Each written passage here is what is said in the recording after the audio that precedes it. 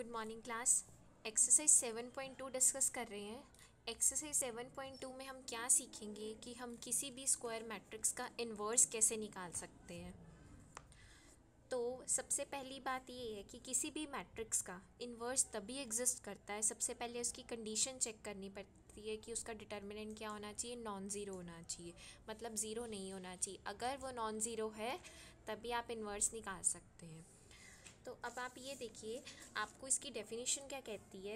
If A is a n rowed square matrix, n rowed मतलब या तो 2x2 है या 3x3 है, इस तरह की स्क्वायर मैट्रिक्स है, सच दैट अगर एक और मैट्रिक्स भी आ जाए और दोनों को मल्टीप्लाई करके आइडेंटिटी मिल जाए, आइडेंटिटी मैट्रिक्स मिल जाए, तो उसको हम क्या बोलते हैं, आइडेंटिटी मैट्रिक्स। जैसे कि सबसे पहले ये देखो, इन्वर्स को किससे डिनोट करते हैं हम, ए इन्वर्स से। ठीक है, तो इन्वर्स तभी एग्जिस्ट करता है जब ए को ए इन्वर्स के साथ मल्टीप्लाई करके हमें क्या मिल जाए, आइडेंटिटी मैट्रिक्स। सबसे पहले अब हम ये सीखेंगे कि इसको निकालेंगे कैसे। सिर्फ अभी इस एक्सरसाइज में आप ये देखेंगे कि ए इन्वर्स को हमने फाइंड आउट क्या करना है, अभी और कुछ चीज़ का कुछ लेना देना नहीं है अभी इसमें। ठीक है, ये थ्योरम की स्टेटमेंट यही बोल रही थी जो मैंने आपको ऑलरेडी बता दी है कि किसी भी मैट्रिक्स का इन्वर्स तभी एग्जिस्ट करता है जब डिटर्मिनेंट नॉन ज़ीरो है। इन्वर्स या इन्वर्टिबल दोनों का मीनिंग सेम होता है। ठीक है, आगे आपके पास ए इन्वर्स निकालने का फॉर्मूला क्या होता है, adjoint A upon determinant A. Adjoint A तो आपको निकालना आता है, कैसे निकालते हो, को फैक्टर ऑफ ए का ट्रांसपोज अपॉन डिटर्मिनेंट ए। तो आपको अगर कोई भी मैट्रिक्स दी जाएगी तो आप सबसे पहले क्या करेंगे, डिटर्मिनेंट ए चेक करेंगे, ना कि आप सबसे पहले को फैक्टर निकालना शुरू करेंगे। ठीक है, उसके बाद आपके पास कुछ प्रॉपर्टीज़ हैं। क्या प्रॉपर्टीज़ है कि inverse of every square matrix if it exist is unique, यानी कि अगर किसी भी मैट्रिक्स का इन्वर्स एग्जिस्ट कर रहा है तो यूनिक होगा, मतलब एक सेम आंसर ही आएगा उसके पास, सबके अलग अलग आंसर्स नहीं आएंगे। नेक्स्ट क्या कहता है, if A and B two singular non singular matrices, non singular मतलब ए का भी डिटर्मिनेंट क्या है, नॉट इक्वल्स टू ज़ीरो, और बी का भी क्या है, not equals to zero, of the same order n, यानी कि दोनों का ऑर्डर सेम है, 2x2 है ए का तो बी का भी सेम ही होगा, देन दिस रिजल्ट होल्ड्स। कहने का मतलब क्या है, ये आपके पास एक फॉर्मूला है कि ए बी का होल इन्वर्स किसके इक्वल होता है, बी इन्वर्स ए इन्वर्स। ठीक है, ये कैसे निकालेंगे, पहले ए और बी को मल्टीप्लाई करेंगे फिर इन्वर्स निकालेंगे। इसमें क्या करेंगे, पहले बी इन्वर्स फिर ए इन्वर्स, दोनों को मल्टीप्लाई करेंगे तो दोनों सेम आते हैं। ये फॉर्मूला है आपके पास। नेक्स्ट एक और प्रॉपर्टी है आपके पास, if A is non singular that means determinant A is not equal to zero, then determinant of A inverse is equal to, इस तरीके से, मतलब इन्वर्स को आप डिटर्मिनेंट के बाहर भी शिफ्ट कर सकते हो, दोनों सेम थिंग है। अब हम क्वेश्चंस पे चलते हैं। पहला क्वेश्चन क्या है आपके पास, find the inverse of the matrix this where P S minus Q R is not equals to zero. तो ये आपको ए दे रखा है, मैंने आपको ऑलरेडी बताया है किसी भी मैट्रिक्स का इन्वर्स कैलकुलेट करने के लिए सबसे पहले डिटर्मिनेंट ए देखो। ये डिटर्मिनेंट निकाला, क्रॉस मल्टीप्लाई किया, ये आ गया, और ये क्या गिवन है आपको, नॉन ज़ीरो। तो नॉन ज़ीरो है, इसका मतलब ए क्या है, non singular, and hence A inverse exist. अब हम अपना फॉर्मूला अप्लाई करेंगे, कौन सा, एडजॉइंट ए अपॉन डिटर्मिनेंट ए का। तो एडजॉइंट ए के लिए क्या निकालना पड़ेगा हमें, को फैक्टर। मैंने क्या किया, हर एक एलिमेंट का को फैक्टर निकाला। ये मैं आपको ऑलरेडी बता चुकी हूँ को फैक्टर्स कैसे निकालने हैं, तो आप वैसे ही निकाल लेंगे। ये को फैक्टर्स आ गए, ट्रांसपोज कर दिए, ये एडजॉइंट ए आ गया आपके पास। अब ए इनवर्स का फॉर्मूला ये एडजॉइंट ए अपॉन डिटर्मिनेंट ए, तो ये एडजॉइंट ए हो गया, ये डिटर्मिनेंट ए हो गया, ये क्या होगा, हर एक टर्म के साथ मल्टीप्लाई हो जाएगा। ये आपके पास किसकी वैल्यू आ गई, ए इनवर्स की वैल्यू आ गई। नेक्स्ट क्वेश्चन देखो क्या है, find the inverse of the matrix this. सबसे पहले क्या करोगे, डिटर्मिनेंट ए निकालोगे। इसने क्या किया हुआ है, ऑपरेशंस लगाए हुए हैं, आपको ऑपरेशंस लगाने की ज़रूरत नहीं है, आप डायरेक्ट डिटर्मिनेंट ए निकालिए, आपको जैसे सिखाया गया है। डिटर्मिनेंट ए सॉल्व करके क्या आ रहा है, -8, यानी कि नॉट इक्वल्स टू ज़ीरो है। नेगेटिव आए पॉजिटिव आए, लेकिन ज़ीरो नहीं आना चाहिए, ज़ीरो आएगा तो इन्वर्स हम लिख देंगे, inverse does not exist. A non singular, A inverse exist. अब हम क्या करेंगे, 9 के 9 एलिमेंट्स का क्या निकालेंगे, को फैक्टर निकाल लेंगे। तो ये देखो, A11 का -24, A12 का 10, A13 का 2, A21 का -8, A22 का 2, A23 का 2, A31 का -12, A32 का 6, A33 का 2। ये आपने कोफैक्टर्स निकाले, इनका ट्रांसपोज किया, आपके पास क्या आ गया, एडजॉइंट ए आ गया। अब हमने इन्वर्स के फॉर्मूले में इसकी वैल्यू पुट करी, डिटर्मिनेंट ए की जगह क्या आ गया, -8, और एडजॉइंट ए की जगह क्या आ गया, ये जो हमने कोफैक्टर्स का ट्रांसपोज निकाला है। हर एक एलिमेंट किससे डिवाइड हो जाएगा, -8 से। तो ये आपके पास क्या आ गया, ए इनवर्स। ठीक है, नेक्स्ट क्वेश्चन देखो क्या है आपके पास, find the inverse of the matrix this. पहले तो इनवर्स निकालना है, कैसे निकालोगे, adjoint A upon determinant A, and verify that. आपको ये रिलेशन फाइंड आउट करना है कि ए को अगर ए इनवर्स के साथ मल्टीप्लाई कर रहे हैं आइडेंटिटी मिल रही है, ए इनवर्स को ए के साथ कर रहे हैं तब भी आइडेंटिटी मिल रही है। तो ये देखो, सबसे पहले ए, फिर डिटर्मिनेंट ए 1 आया, not equal to 0, A non singular होगी, ए इनवर्स एग्जिस्ट कर गया। उसके बाद हम एडजॉइंट ए के लिए क्या कर रहे हैं, कोफैक्टर्स निकाल रहे हैं। ये आपको मैं ऑलरेडी सब कुछ सिखा चुकी हूँ, बार बार रिपीट नहीं करूँगी। एडजॉइंट ए, ये कोफैक्टर्स आ गए, ट्रांसपोज कर दिए, ये आपके पास फाइनली एडजॉइंट ए आ चुका है। अब क्या करना है, ए इनवर्स के फॉर्मूले में पुट किया, क्योंकि डिटर्मिनेंट ए क्या है, 1 है, तो 1 को एडजॉइंट ए के साथ मल्टीप्लाई करोगे तो सेम ही रहेगा। आपके पास ए इनवर्स आ गया।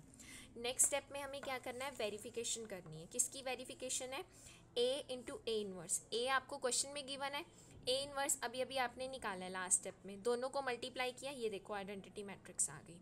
मैट्रिक्स मल्टीप्लिकेशन आती है आप लोगों को।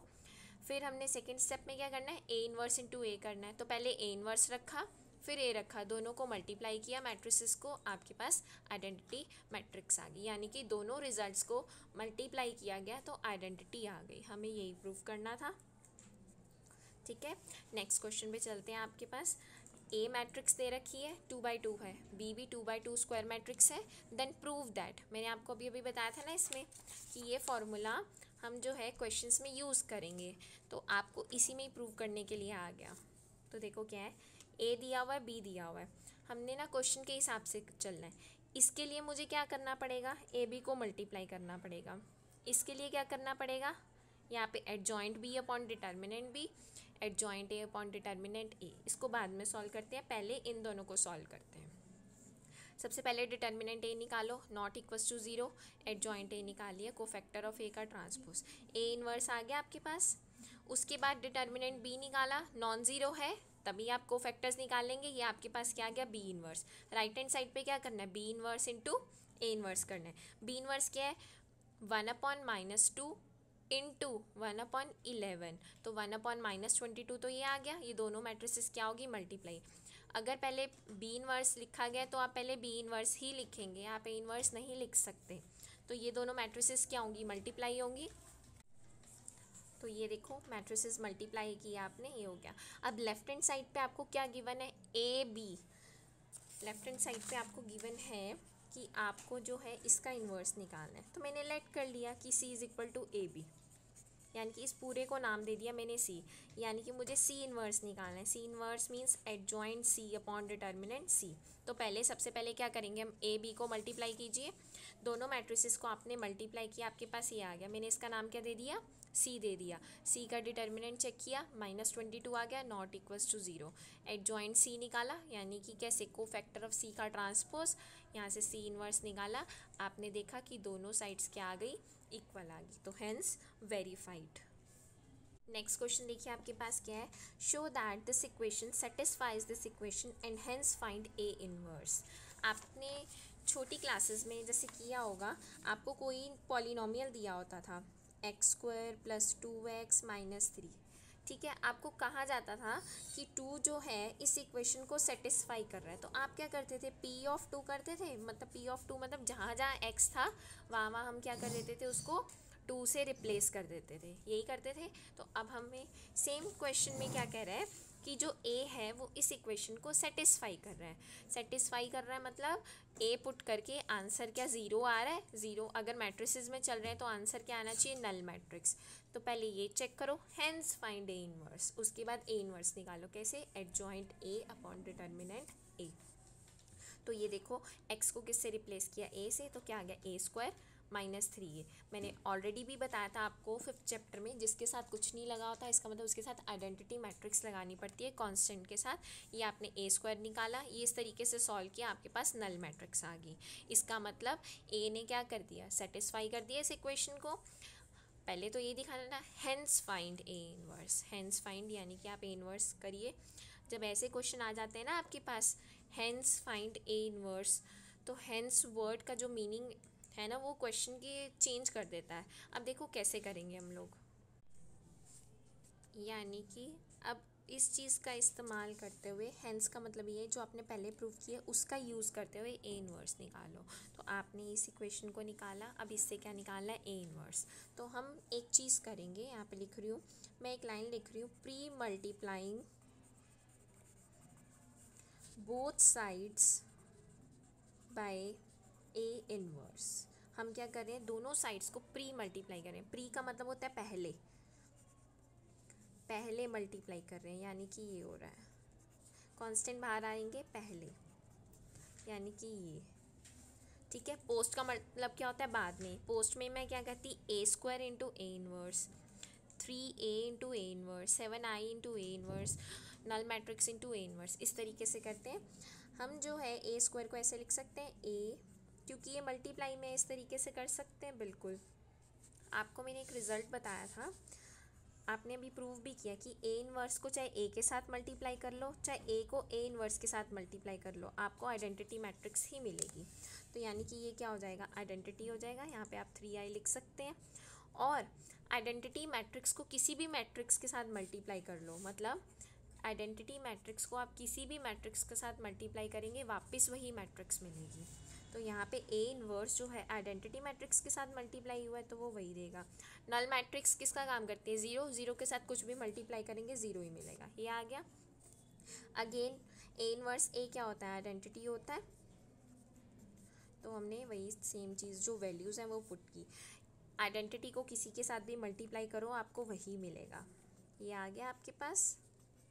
अब मुझे क्या करनी है, यहाँ से 7a इनवर्स की वैल्यू उधर ले जाएंगे हम, क्या आ जाएगा आपके पास, ये आ जाएगा। ज़ीरो में कुछ भी ऐड कर लो सेम नंबर मिलता है। तो यहाँ से a इनवर्स की वैल्यू क्या आ जाएगी, 1/7 a माइनस 3i। यानी कि अब आपको एडजॉइंट a निकालने की ज़रूरत नहीं है, सिर्फ इस फॉर्मूले में जो हमने यहाँ डिराइव करते हुए हैं a की वैल्यू रखो, जो कि मैंने क्वेश्चन में। आइडेंटिटी मैट्रिक्स को 3 के साथ मल्टीप्लाई करो, जो आएगा उसको 7 से डिवाइड करो, या इसको एज इट इज़ छोड़ दो 1/7 को, तो आपके पास क्या आ जाएगा, ए इनवर्स। ठीक है, आई होप सबको समझ में आ गया होगा। लेकिन दो फार्मूले यूज़ हो रहे हैं, वो कौन से हैं कि अगर ए इनवर्स को ए से मल्टीप्लाई करेंगे या ए को ए इनवर्स से मल्टीप्लाई करेंगे तो आइडेंटिटी मैट्रिक्स मिलेगी। दूसरी चीज़ क्या है, आइडेंटिटी मैट्रिक्स को आप किसी भी मैट्रिक्स के साथ मल्टीप्लाई करेंगे तो सेम वही मिलेगी, यानी कि ए आई इज़ इक्वल टू ए। ठीक है ना, आई मतलब 1 का काम करता है और नल मैट्रिक्स 0 का काम करती है। तो ये देखो इस तरीके से इस क्वेश्चन को सॉल्व किया गया। यहाँ तक मैं आपको ले आई थी डिराइव करा के, ये वैल्यूज़ रखी हुई, ये आपका क्या आ गया, ए इनवर्स आ गया।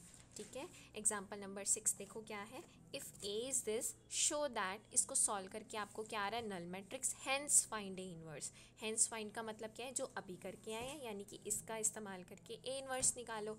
ये तो आप कर लेंगे, ऑलरेडी भी करके आए हैं चैप्टर 3 में। अब इसमें देखो क्या करना है आपको, इससे मल्टीप्लाई करना है, ए इनवर्स निकालना है। तो मैंने क्या किया, post multiply both sides by A inverse. Post मतलब बाद में, तो A inverse A inverse A inverse, null को जिसके साथ मर्जी मल्टीप्लाई कर लो, आपको क्या मिलेगी, नल मैट्रिक्स। अगेन ए क्यूब को आप लिख सकते हैं a² इंटू ए, ये स्प्लिट कर दिया, ए इंटू ए इनवर्स आइडेंटिटी होता है, ये लिख दिया। आइडेंटिटी मैट्रिक्स को जिस मर्जी के साथ मल्टीप्लाई कर लो वापस वही देती है, तो ये हो गया A into A inverse I. I hope यहाँ तक हो गया होगा। यहाँ से टू ए इनवर्स ये आ गया आपके पास। ए इनवर्स की वैल्यू निकालनी होती है ना, तो उसको हम एक साइड पे रखेंगे, बाकी सभी चीज़ों को दूसरी साइड पे ले जाएंगे। ए इनवर्स की वैल्यू ये आ गई, यानी कि अब आपको इसको सॉल्व करके ए इनवर्स निकालना। अब इसमें a² यूज़ हो रहा है, a² का मतलब क्या होता है, ए इंटू ए, तो वो आप निकाल लेंगे, सॉल्व करेंगे, आपके पास क्या आ जाएगा, ए इनवर्स। आप चाहे 1/2 को बाहर रख लीजिए या इस तरह से सॉल्व कर लीजिए, एक ही बात है। आप चाहे यहाँ छोड़ेंगे आंसर तो भी सही है, यहाँ छोड़ेंगे तो भी सही है। तो बेटा अभी आप यहाँ तक करिए, जो नेक्स्ट क्वेश्चन से मैं आपको नेक्स्ट वीडियो में देती हूँ।